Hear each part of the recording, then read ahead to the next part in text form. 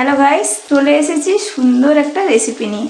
দেখুন আজকে আপনাদেরকে দেখাবো আমি দুটো রেসিপি। এখানে দেখুন কাঁচকলা, আলু, বেগুন, এটা আমি ভাজতে বসিয়ে দিয়েছি অলরেডি। দিয়ে নেব তেল অল্প করে,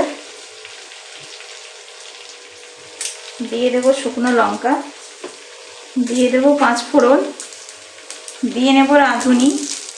এই দেখুন এটা হচ্ছে আমাদের বড়িটা এর মধ্যে দিয়ে দেবো। দেখুন আমি এই মিক্সির বাটিটায় পেস্ট করে রেখেছি আদা, জিরে আর লঙ্কা।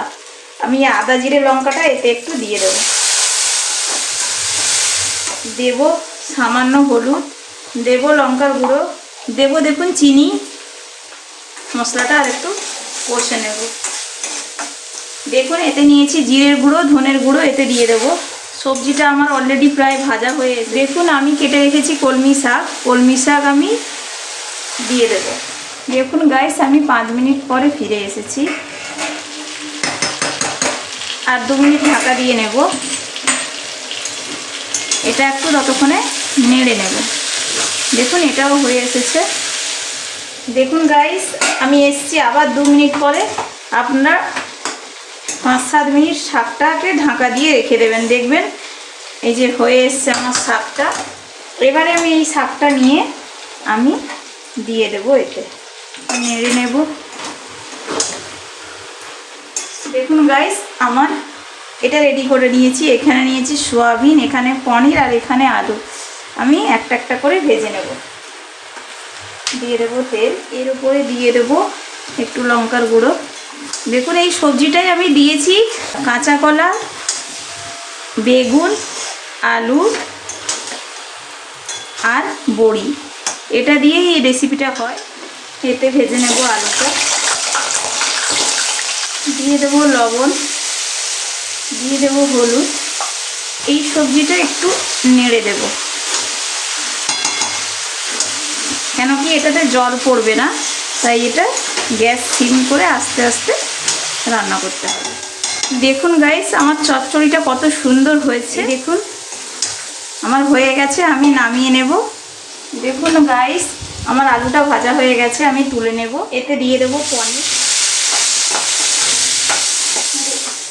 এখানে দিয়ে দেবো তেল, দেব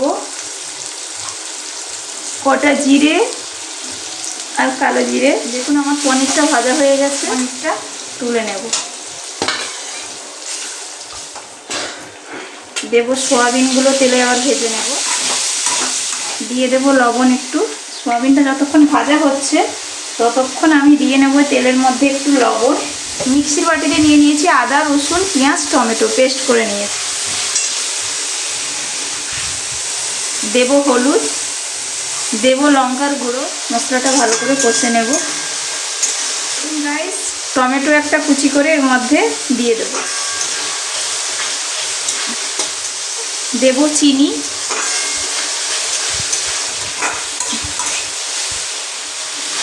মশলাটা প্রায় কষা হয়ে গেছে। এবার এই কষা মশলার ভেতরে আমি এইগুলো দিয়ে নেব।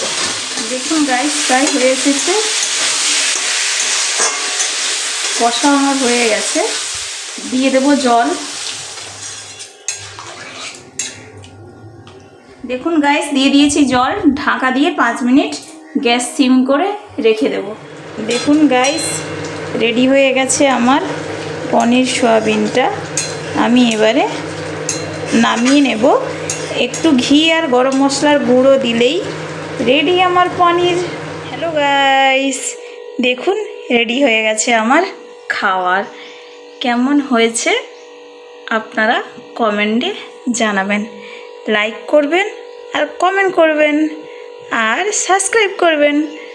টাটা।